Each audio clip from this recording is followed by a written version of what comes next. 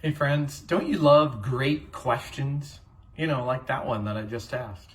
Just kidding. Unless you have a toddler and they're asking incessant questions when they first learn to talk, it can get tiring. But great questions can really actually help form and build relationships. And there's this great question that could really help a lot of your relationships, really in any sphere of life. It actually comes from Jesus. He's a guy, actually, he asked more questions than he answered. He's asked over 300 questions, at least, that we have recorded. And this one great question he asked over and over whenever he would see people in need, and it's one that we may not expect, is he would start with this. He would say, "What would you like me to do for you?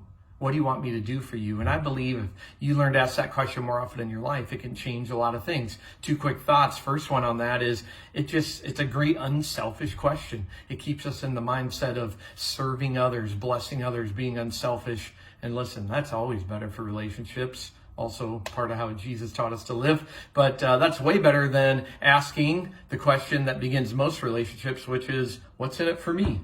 Right? You think about that at work, you think about that even in friendships and even marriages sometimes. Well, what's in it for me? How are my needs being met? What a beautiful question to ask instead. What would you like me to do for you? Just that posture of serving. Second reason it's a powerful question, because asking is so much better than assuming. You know what assuming does, right?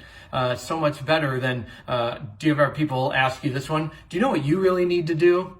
I'm usually thinking, no, but you're probably about to tell me, right? But so much better to actually ask, what would you like me to do for you? By the way, we do a lot of serving all around our community, and it's because I always try to start with that question, what do you want me to do for you? I talked to the local police department once, and they said, we really appreciate you asking that. People usually come in and say, we're going to throw you an appreciation barbecue. And they say, well, that's nice. There's actually some things we need more than that, and sometimes that creates more work for us. I would never know that without asking, what would you like me to do for you? I constantly learn from individuals and businesses and schools and everybody so much more about them when I start with, what do you most need? Instead of, here's what I'm going to try to do for you. So try it this week, asking that key question, what do you want me to do for you? And listen, even if the people you ask don't have an answer for you, I guarantee they will feel loved and grateful that you even asked.